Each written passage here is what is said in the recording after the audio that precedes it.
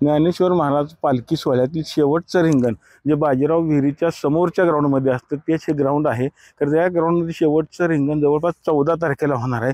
मात्र हा रिंगण सोहळा संपल्यानंतर तर हा रस्ता अरुंद होताना आपल्याला पाहायला मिळतोय. ह्या ग्राउंडच्या बाहेर गेले की हा पालखी मार्ग आहे. पालखी मार्गाच्या बाजूला बॅरिकेडिंग लावलेले आहे. त्याचबरोबर साईडला एक भिंत देखील टाकलेली, त्यामुळे हा रस्ता पूर्णपणे अरुंद होतोय. त्यामुळे तो चंगराचिंगरी होण्याचा मोठा प्रश्न देखील निर्माण होत असल्याची बातमी कर्जत टीव्हीने दाखवली होती. त्यानंतर जर आपण आता बघितलं, पालकमंत्री स्वतः कर्जतची पाहणी करण्याकरता इथं आलेले. आपण बघू शकतो जिल्हाधिकारी असतील, पालकमंत्री असतील, हे करत त्याची पाहणी करतात. काय सांगताल, करते बॅरिकेड आहेत, साईडला मोठी भिंत आहे. नाही, या ठिकाणी ज्ञानोबा पालखीचा रिंगण सोहळा होतो. त्या ठिकाणी पाठीमागच्या वर्षी काही अडचणी आलेल्या होत्या. वर्षानुवर्ष होत असलेला सोहळा खूप उत्साहानं होत असतो आणि प्रचंड मोठी वारकऱ्यांची गर्दी या ठिकाणी असते. आणि अशा वेळी अपेक्षित आहे की कुठली दुर्घटना होऊ नये, पालखीतल्या वारकऱ्यांना त्रास होऊ नये म्हणून पाठीमागच्या वर्षी जेव्हा नवीन रोड झाला तेव्हा हा जो बॅरिकेडिंग समोर आहे त्यामुळे काही अडचणी निर्माण झाल्या असं वारकऱ्यांचं म्हणणं आहे आणि पालखीच्या दिंड्यांचंही म्हणणं आहे. त्या अनुषंगानं चालू वर्षी कुठल्या उपाययोजना करता येतील या हिशोबाने आपण करतोय. वेळ पडली तर काही दिवसापुरतं ते बॅरिकेडिंग काढायला लागले तरी आपण काढतोय. आणि हा रिंगण सोहळा उत्साहानं, शांततेत आणि कुठलाही प्रॉब्लेम न होता पूर्ण पडावा अशा पद्धतीची व्यवस्था करण्याचं नियोजन आपण करतोय. एका बाजूला बॅरिकेड आहे, दुसऱ्या बाजूला मोठा कॅनल देखील गेले, 10 फूट खोल आहे कॅनल, साईडला मोठी भिंत देखील आहे. नाही हो, गेल्या वर्षी चंगराचिंगरी देखील इथं झाली होती. नाही, कॅनॉल या ठिकाणी आहे. तर कॅनॉलचा विषय तो आपल्या शेतीच्या पाण्याचा विषय आहे. कॅनॉलच्या अनुषंगानं आता चालू वर्षी मी बघून घेतोय. पण वर्षानुवर्ष पालखी होत असताना कॅनॉलसाठी इथं काय प्रोटेक्शन वॉल करता येते का, कॅनॉलचं PDN करता येईल का, अशा पद्धतीची व्यवस्था काय होते का, आपण किमान एवढ्यापुरतं तरी आपण बघू. कारण शेवटी वारकऱ्यांचा जीव महत्त्वाचा आहे आणि त्या अनुषंगानं कुठलीही दुर्घटना होणं हे आपल्यासाठी भूषणावं नाहीच, म्हणून आपण काळजी घेऊया त्याची. पालखी तळ्यात देखील तुम्ही आज पाहणी केली, मात्र तिथं मोठा जनावरचा बाजार भरत असतो. कुठंतरी त्याचं पावित्र्य राखले गेलं पाहिजे. 12ही महिने खरं तर त्या पालखी तळात संरक्षण असावं अशी मागणी देखील होती ग्रामस्थांकडून. नाही, पालखी तळाच्या संदर्भातली भूमिका वारकऱ्यांची, दिंडी चालकांची आणि भक्तांची भूमिका प्रामाणिकपणे त्यांनी सांगितलेलं आहे की त्या ठिकाणी त्या पालखी तळाचा विकास करण्यासंदर्भात काही गोष्टी करायच्या आहेत. त्याला प्रोटेक्शन वॉल असावी असे सगळ्यांची मागणी आहे. परंतु प्रोटेक्शन वॉल करणं त्या वारीच्या वेळी योग्य आहे का अयोग्य आहे हा विषय पुन्हा संशोधनाचा होईल. त्यामुळं या पालखी तळाचं पावित्र्य राखलं पाहिजे. वास्तविक ही आवश्यकता आपल्या सगळ्यांना माहिती आहे. आणि हे सगळं होत असताना आपण बघितलं, पालखी झाल्यानंतर त्या ठिकाणाचा वापर वेगवेगळ्या कारणासाठी होत असतो. पण कुठल्याही अपवित्र कामासाठी त्याचा वापर होऊ नये याच्या पद्धतीच्या सूचना माननीय कलेक्टर महोदयांना दिल्या जातील. कलेक्टर महोदय खाली देतील. जनावरचा बाजार बंद होईल. जनावरांचा बाजार त्या ठिकाणी भरतो असं आपलं म्हणणं आहे. मला वाटतंय त्या ठिकाणी जनावरांचा बाजार भरणं पालखी च्या स्थळावर आणि त्या ठिकाणी जनावरांची विक्री होणं वेगळा विषय. पण त्या ठिकाणी ते विक्री होते ते मांस विकण्यासाठी जे काही जनावरांची जे विक्री होत असेल तर ते पालखी स्थळावरून होणं उचित नाही. त्यामुळं त्या संदर्भात आपण चर्चा करून मार्ग काढू आणि त्या स्थळावरनं बाजार होणार नाही, त्या ठिकाणी बाजार भरणार नाही अशा पद्धतीच्या व्यवस्थापन करू. आढावा बैठक घेताय आपण आषाढी वारीची, किती भाविक येतील असा अंदाज व्यक्त करून आपण खरं तर नियोजन करताय? नाही, प्रत्येक वर्षी पालखीच्या भाविकांची संख्या प्रचंड मोठी असते. मागच्या वर्षी 20-22 लाखाच्या आसपासचे पालखीचे भाविक होते. यावर्षी अतिरिक्त पाऊस पाणी चांगला आहे, यावेळी आणखीन अधिकचे भाविक या ठिकाणी येतील. कारण भाविक पंढरपूरपर्यंत पोचायच्या अगोदर कोट्यावधी भाविक पालखीचं दर्शन घेऊन गेलेले असतात.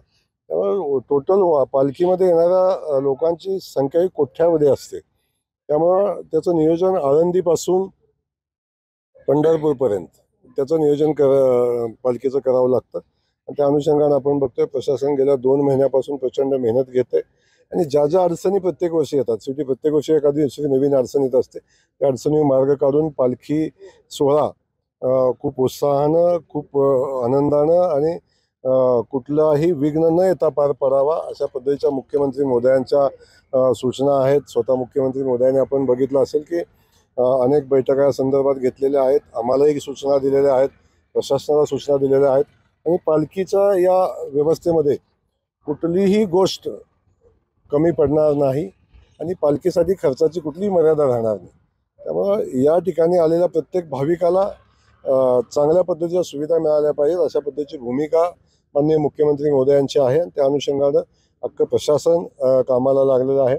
यावर्षी आपण बघितलं की प्रचंड मोठा पाऊस पडलेला आहे आणि या पावसाच्या परिस्थितीमध्ये आताही वातावरण त्याच पद्धतीचं आहे. तर तेव्हा जर अतिरिक्त पाऊस पडला तर वारकऱ्यांच्या कशी सोय होईल, वारकऱ्यांना पावसापासून कसं रक्षण करता येईल, यासाठी आम्ही जवळजवळ या चालू वर्षी पालखी मार्गावर 5 लाख स्क्वेअर फुटाचा किंबहुना त्याच्यापेक्षा अधिक 5 ते 6 लाख स्क्वेअर फुटाचं हँगर आम्ही बसवतोय. म्हणजे पावसापासून वॉटरप्रूफ हँगर आपण बसवतोय आणि त्यातून वारकऱ्यांना सुविधा देण्याचा प्रयत्न आपण या निमित्तानं करतोय. काही वारकरी दिंड्यातनं असतात, त्यांची व्यवस्था असते. काही वारकरी असेच चालत असतात, त्यांची व्यवस्था नसते. रस्त्यावर झाडाखाली झोपणाऱ्या वारकऱ्यांची झोपण्याची व्यवस्था, खास करून यावर्षी आम्ही महिलांच्या आंघोळीची, स्नानाची व्यवस्था करण्यासाठी प्रत्येक पालखीच्या मुक्काम स्थळावर महिलांचं वेगळं स्नानगृह आम्ही या ठिकाणी तयार करतोय. त्यामुळे कुठली अडचण या निमित्तानं चालू वर्षी या यात्रेमध्ये पालखीमध्ये येणार नाही. तुम्ही आज 65 एकर चंद्रभागा, वाळवंट, पालखी दळ सगळ्या भागाची पाहणी केली, परंतु पालकमंत्री म्हणून तुम्ही पहिल्यांदा खरं तरी वारी हँडल करता. काय तुम्हाला समस्या जाणवली? नाही, समस्या आता खूप आहेत, कारण पालखीचं नियोजन अनुभवातनं बऱ्याच लोकांनी केलंय. खूप चांगलं नियोजन पालखीचं करत असतात. प्रत्येक वर्षी प्रशासन, नवीन येणारे पालकमंत्री, मुख्यमंत्री महोदय हे सगळेजण पालखीमध्ये कुठली समस्या होणे याचं नियोजन करत असतात. परंतु काही ठिकाणी आपण बघत असतो की तात्पुरत्या व्यवस्था आपण उभ्या करतो. हे सगळं बघताना माझ्या हे लक्षात आलेलं आहे की काही ठिकाणी स्थायी व्यवस्था होणे आवश्यक आहे, की कायमस्वरूपी व्यवस्था होणं आवश्यक आहे. त्या गोष्टी कायमच्या झाल्या पाहिजेत आणि ज्या स्थायी स्वरूपाच्या अस्थायी स्वरूपाच्या करणं अपेक्षित आहे त्या ठिकाणी करायला लागतील. परंतु सगळ्यात महत्त्वाचा स्वच्छतेचा विषय आहे, वाळवंटाच्या स्वच्छतेचा विषय आहे. त्या ठिकाणी आपण बघितलं असेल की त्या ठिकाणची साफसफाई करून तिथल्या शौचालयाची व्यवस्था करायला लागेल, आंघोळीची व्यवस्था करायला लागेल. त्या ठिकाणी भाविक जेव्हा वारकरी आंघोळीला जातात स्नान करण्यासाठी, तेव्हा त्यांच्या जीविताच्या रक्षणाची जबाबदारी असेल. अशा अनेक गोष्टी आपण केलेल्या आहेत आणि त्या ठिकाणी जाणारा प्रत्येक बोटीमध्ये जाणारा वारकरी हा लाईफ जॅकेट घालूनच जाईल आणि बोटीमध्ये तशी व्यवस्था केली जाईल. अशा खूप व्यवस्था आहेत. पालखी जे 65 एकराचं ग्राउंड आहे त्या ठिकाणी पाणी साठतंय. पाऊस पडला तर वारकऱ्यांची दयनीय अवस्था होते. त्या ठिकाणी आम्ही सगळं फिलिंग करून घेतोय, तिथं मुरमीकरण करून त्या ठिकाणी आता मी चर्चा केली की प्रत्येक वर्षी मुरुम टाकण्यापेक्षा एकदाच कायमचा मार्ग आपण काढून टाकू, अशा पद्धतीचं नियोजन आपण करतोय. त्यामुळे एकंदरीत हे सगळं बघता आपल्याला की खूप आणखीन काय करण्यासारखं आहे त्या ठिकाणी करतोय आणि वारकऱ्यांच्या आरोग्याच्या दृष्टीने आणखी काय करता येते याचंही व्यवस्थापन करतो. परंतु मंदिर प्रशासनाकडनं अशा कुठल्या गोष्टी नियोजन केलं जात नाही. 2 दिवसापूर्वी जर आपण बघितलं, भाविकांचा फोर गोंधळ झाला होता. 10 ते 11 तास भाविकांना दर्शनाला लागलं होतं. त्यातल्या ज्या पूजा होत्या त्या पूजा ज्या चालू होत्या, नित्यपूजा असतील किंवा तुळशी पूजा असतील, त्याचबरोबर जे काय आता ऑनलाईन दर्शन चालू केलं आहे त्यामुळे भाविकांची गैरसोय झाली. तर जो ब्रिज आहेत मधला त्याच्यावरती कुठलीच व्यवस्था त्यांना भाविकांना मिळेल, त्यासाठी आपण काय करणार का? नाही, आज आम्ही पालखीच्या मार्गाची पाहणी करतोय. येणाऱ्या 2-3 दिवसामध्ये मंदिर व्यवस्थापनाशी मी बसणार आहे. अडचणी तर खूप आहेत. काय व्यवस्थापनाच्या अडचणी आहेत, काय प्रशासनाच्या अडचणी आहेत, काय पोलिसांच्या अडचणी आहेत. या सगळ्या अडचणी संदर्भात चर्चा करून मार्ग आपण काढू. परंतु एक नक्की आहे की आलेल्या कुठल्याही भाविकांना ताटकळत उभं राहणं, कुठल्या VIPंच्या येण्यानं त्यांना ताटकळत उभं राहणं हे यावेळी घडणार नाही. आपण आलेल्या भाविकांना तातडीनं दर्शन झालं पाहिजे अशी व्यवस्था आपण करतोय आणि त्या अनुषंगानं जरी मुख्यमंत्र्यांची पूजा जरी चालू असली तरी ऑनलाईन दर्शन आपण चालू ठेवण्याचा निर्णय घेतलेला आहे. त्यामुळं भाविकांना ताटकळत उभं राहायला लागणार नाही याची व्यवस्था नक्की यावर्षी होईल.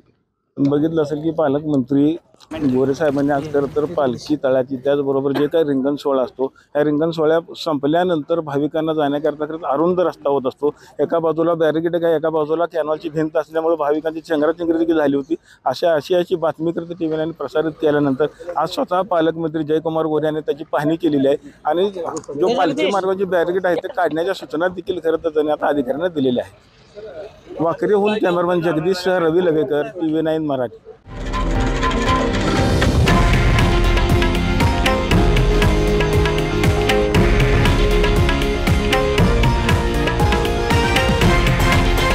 हे आहे देशातील नंबर 1 न्यूज नेटवर्क आणि आपण पाहत आहात TV9 मराठी, एकमेव.